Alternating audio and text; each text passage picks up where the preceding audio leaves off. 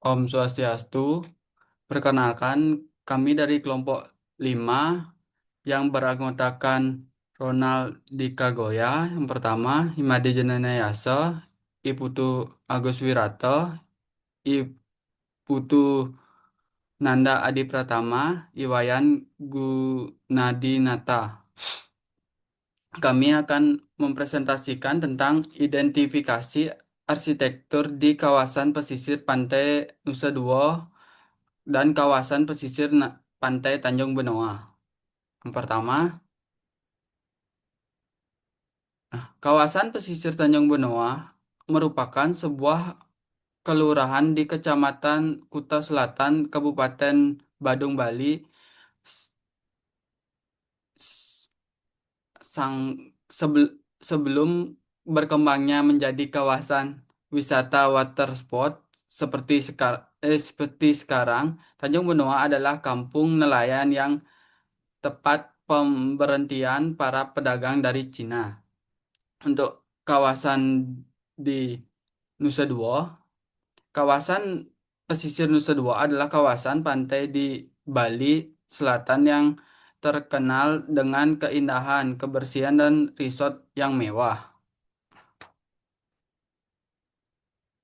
Ini untuk eh, penempatan jalan-jalan dari pesisir Nusa Dua dan Tanjung Benoa yang berada yang jalan yang memiliki Pramata Segara Windu adalah merupakan kawasan di pesisir Tanjung Benoa dan untuk kawasan pesisir Nusa Dua yaitu terdapat Jalan Nusa Dua Resort, Jalan Pratama Raya, Jalan Nusa Dua dan Jalan Pantai Mengiat.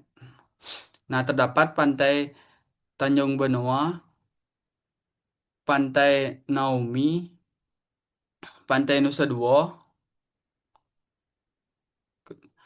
Nah, untuk di kawasan pesisir Tanjung Benoa terdapat permukiman-permukiman penduduk.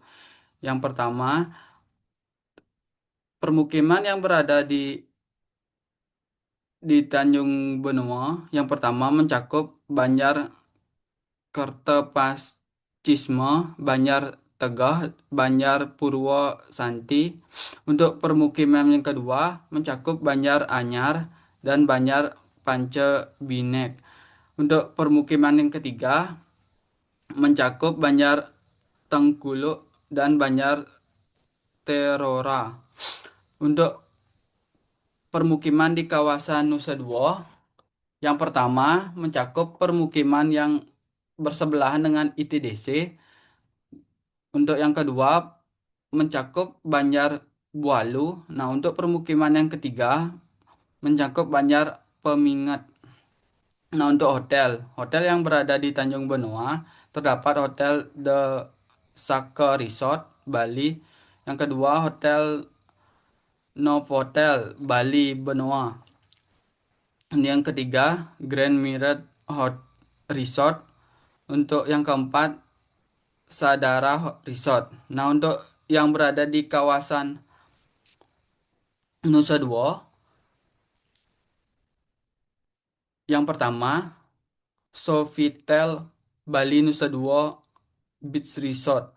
Yang kedua The Westin Resort Nusa Dua Bali. Untuk yang ketiga Grand Hyatt Bali. Untuk yang keempat Mulia Resort Nusa Dua Bali. Nah, untuk villa di sini berwarna merah muda. Yang pertama berada di Tanjung Benoa yaitu The Royal Santria. Yang kedua Villa Padma. Yang ketiga DNG Villa. Yang keempat Bono Benoa Bay Villa. Untuk yang villa yang berada di Nusa Dua, yaitu yang pertama Kayu Manis Nusa Dua Privat Villa. Yang kedua Mansion Villa. Yang ketiga Artera Villa Resort Bali. Yang keempat Mulia Villa. Nah, untuk mall yang berada di Tanjung Benoa yaitu Pepito Express Tanjung Benoa. Ya, untuk yang di Nusa Dua terdapat Bali Collection. Nah, untuk restoran di sini berwarna hijau. Yang berada di Tanjung Benoa, yang pertama Surya Cafe Grill Seafood Specialty Tanjung Benoa. Yang kedua, Bumbu Bali Restoran dan Cooking Class. Untuk yang ketiga, Koko Bistro Tanjung Benoa. Yang keempat, New Made yang berada di kawasan Nusa Dua. Yang pertama, Maja Restoran. Yang kedua, Mandala Restoran. Yang ketiga, Nusa Dua Beach Grill. Yang keempat, Kekep Restoran. Untuk selanjutnya akan dilanjutkan oleh rekan saya.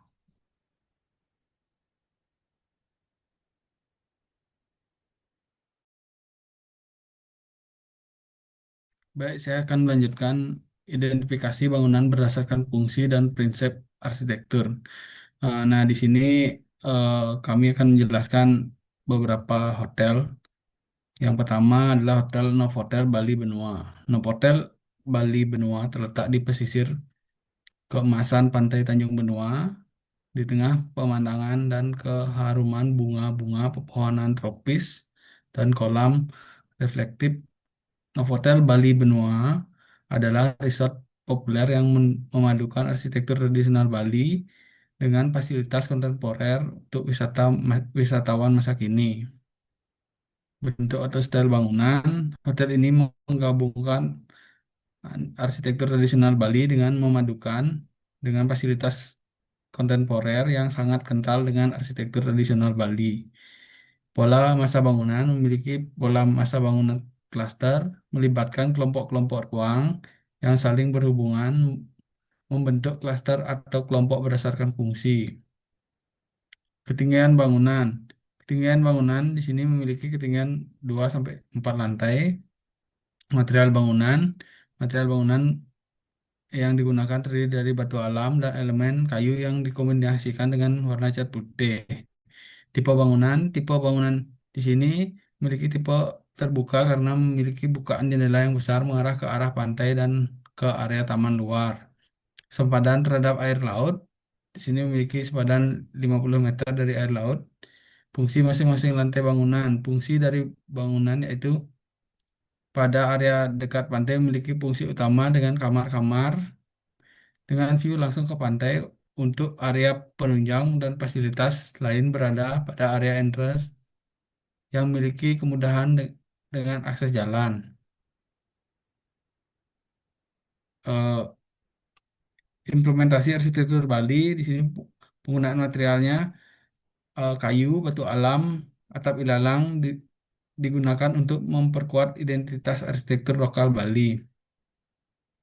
Atap dan ornamen Balinya, atap yang atap bangunan yang digunakan bentuk limasan berbahan ilalang gas Bali tempo dulu. Ornamen kecil seperti ukiran kayu, pilar batu paras, dan patung penjaga ditempatkan sebagai simbol budaya. Integrasi dengan alam. Banyak ruang semi terbuka dan bukaan besar sirkulasi udara menjadi alami dan optimal. Vegetasi itu tumbuh menyatu dengan arsitektur menciptakan suasana resort yang alami dan menenangkan. Selanjutnya,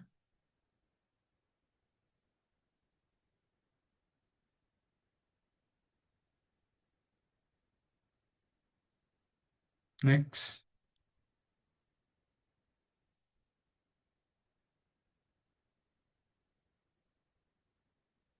Nah, yang selanjutnya The Westin Resort Nusa Dua. The Westin Resort Nusa Dua eh, terletak di Pasir Putih dan menghadap ke Samudra India. The Westin Resort Nusa Dua Bali adalah hotel bintang 5 yang ramah keluarga. Hotel hotel ka, hotel men- hotel kami menarik bagi pelancong bisnis dan wisatawan dengan akomodasi yang berlokasi dengan sama dengan Bali International Convention Center, area resort yang hijau dan terawat sempurna, menawarkan tempat berlibur yang aman dan nyaman di tepi pantai. Bentuk dan atas style bangunan, desain ini, desain bangunan The Westin Resort Sodua ini mencerminkan perpaduan antara gaya kontemporer modern dan elemen tradisional Bali, menghadirkan suasana mewah dan nyaman bagi para tamu. Pola masa bangunan memiliki pola masa bangunan klaster, lalu ketinggian bangunan memiliki ketinggian bangunan 2 sampai 5 lantai. Material bangunan digun- digunakan material dari batu alam dan elemen kayu yang dikombinasikan dengan warna cat putih. Terus tipe bangunan di sini memiliki tipe bangunan terbuka, terus sempadan terhadap air laut, memiliki sempadan 50 meter dari air laut. Fungsi masing-masing lantai bangunan berfungsi dari bangunan pada area dekat pantai memiliki fungsi utama. Nah, implementasi arsitektur Bali, penggunaan material lokal, yaitu kayu, batu bata, dan atap genteng digunakan untuk memperkuat identitas arsitektur lokal. Lalu atap dan ornamen Bali. Atap digunakan membentuk limasan dengan material kap atap genteng. Ornamen kecil seperti ukiran kayu, penggunaan material batu bata, pilar, batu paras, dan patung penjaga ditempatkan sebagai simbol budaya. Integrasi terhadap dengan alam, banyak ruang semi terbuka dan bukaan lebar. Vegetasi menyatu dengan arsitektur menciptakan suasana resort yang alami dan menenangkan. Lalu selanjutnya, next.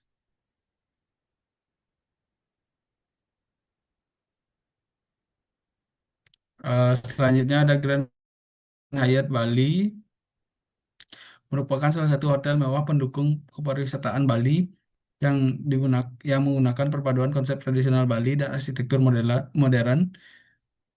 Bentuk dan style bangunan, bentuk dan style bangunan ini mengintegrasikan konsep arsitektur Bali dengan gaya modern. Ini terlihat dari penggunaan ornamen Bali dan detail arsitektur yang mencerminkan budaya Bali seperti ukiran dan dikerjakan oleh pengukir lokal. Pola masa bangunan itu masih sama, pola klaster, ketinggian bangunan 2 sampai 5 lantai. Material bangunan yang digunakan terdiri dari batu alam dan elemen ukiran kayu.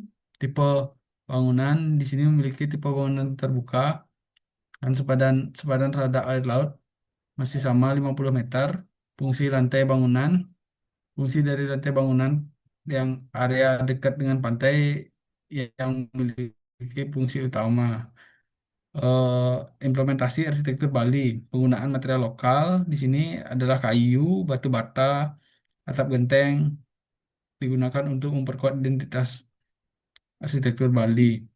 Nah, untuk atap dan ornamen Bali menggunakan bentuk limasan material atap genteng. Lalu integrasi dengan alam, banyak ruang semi terbuka dan vegetasi tumbuh menyatu dengan arsitektur menciptakan suasana resort yang alami dan menenangkan. Next,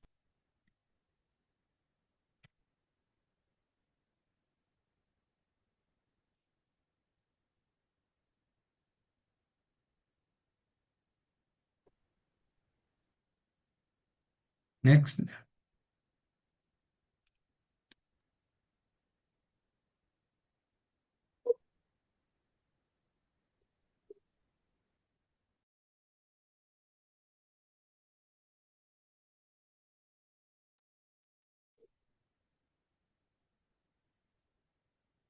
Lalu ada yang selanjutnya, Radisius by Melia Bali. Melia Bali Villa ini yang dikenal sebagai eh, Pradi- Pradisius by Melia merupakan resort bintang 5 yang terletak di Nusa Dua, Bali.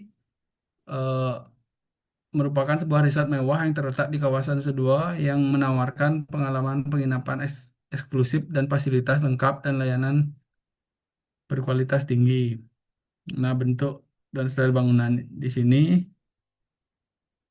mengadopsi gaya arsitektur Bali modern yang menggabungkan elemen tradisional Bali seperti penggunaan ornamen khas atap, limasan, dan material lokal. Di sini memiliki pola massa klaster ketinggian bangunan, memiliki ketinggian 4 lantai. Material bangunan di sini eh, dari batu batu padas, kolom bangunan yang terinspirasi dari pohon kelapa, kayu jati asli, dan furniture. Masing-masing lantai bangunan, fungsi masing-masing lantai bangunan, yaitu lantai satu berfungsi untuk area eh, publik dan seperti lobby, reception, lounge, dan beberapa restoran dan bar. Tipe bangunan memiliki tipe bangunan bertingkat rendah 4 lantai dengan desain arsitektur tropis Bali. Implementasi arsitektur Bali, penggunaan materialnya dari batu padas, terus atap dan ornamen Bali. eh, Atap dan ornamen Bali ini terinspirasi dari arsitektur tradisional Bali yang yang biasanya berupa atap bertingkat dengan bahan alami. Integrasi dengan alam, yaitu mengedepankan integrasi dengan alam melalui desain arsitektur dan mengadopsi elemen Bali berkelanjutan dan komprehensif. Lalu selanjutnya, next.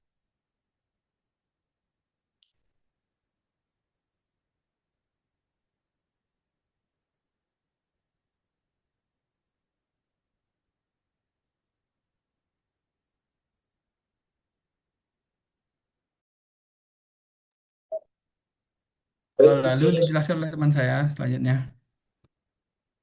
baik, di sini saya akan menjelaskan 5 elemen arsitektur pembentuk citra kawasan.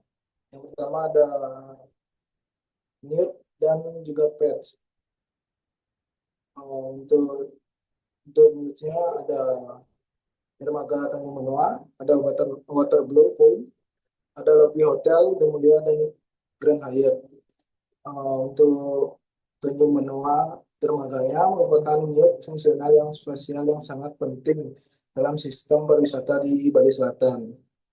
Untuk water blue adalah node yang alami dan buatan yang efektif dalam struktur ruang di daerah ITDC. Dan untuk lebih hotel untuk Mulia dan Grand Hyatt berfungsi sebagai node privat dalam struktur ruang kawasan ITDC.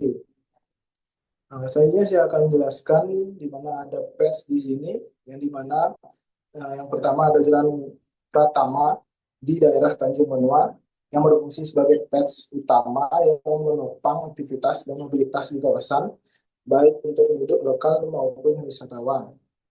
Yang kedua ada Promenade Nusa Dua berfungsi sebagai PES utama dalam struktur ruang kawasan PDC yang menghubungkan berbagai elemen yang penting yang seperti daerah hotel, pantai, taman, dan atraksi wisata seperti waterblue.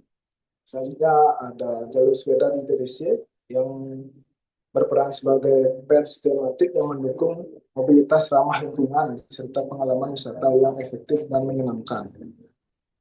Next.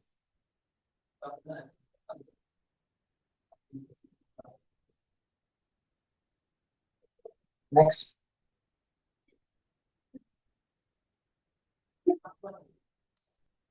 Next. Selanjutnya saya akan menjelaskan edge atau batas pesisir Nusa Dua dan Tanjung Benoa. Garis batas di sini ada 4.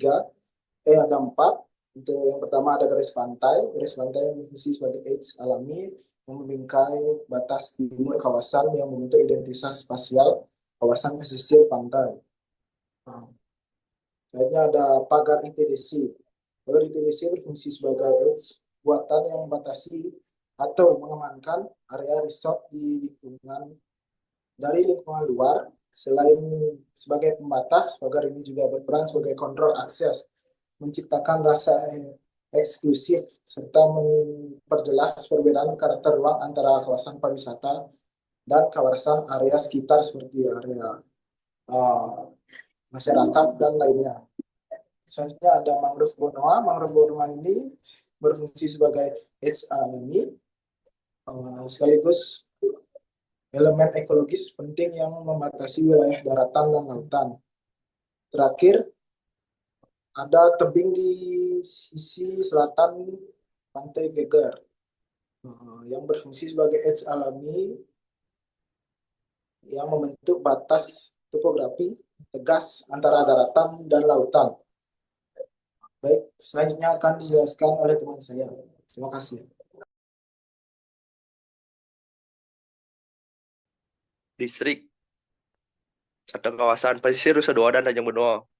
Kawasan resort ITDC Nusa Dua secara khusus dapat dikategorikan sebagai distrik bertipe resort enclave dalam konteks perencanaan kota dan urban design. Sebagai sebuah distrik, kawasan ini memiliki identitas spasial yang kuat, dibentuk oleh fungsi dan yang seragam, pariwisata, arsitektur yang terkendali, dan tatanan ruang yang dirancang secara eksklusif untuk wisatawan. Yang berikut ada kata kawasan watersport Nusa Benua, merupakan salah satu zona aktivitas wisata bahari yang paling aktif dan populer di Bali, yang secara spasial dan fungsional dapat dikategorikan sebagai spesialis activity district, yakni kawasan dengan fungsi dominan yang sangat spesifik seperti wisata air. Yang berikutnya ada area pemukiman lokal Tanjung Benoa, merupakan kawasan hunian yang terletak di ujung tenggara Pulau Bali, tepatnya di utara dan barat dari kawasan wisata watersport Tanjung Benoa. Dalam konteks tata ruang dan struktur kota, area ini dapat dikategorikan sebagai residensial district dengan karakter lokal yang kuat.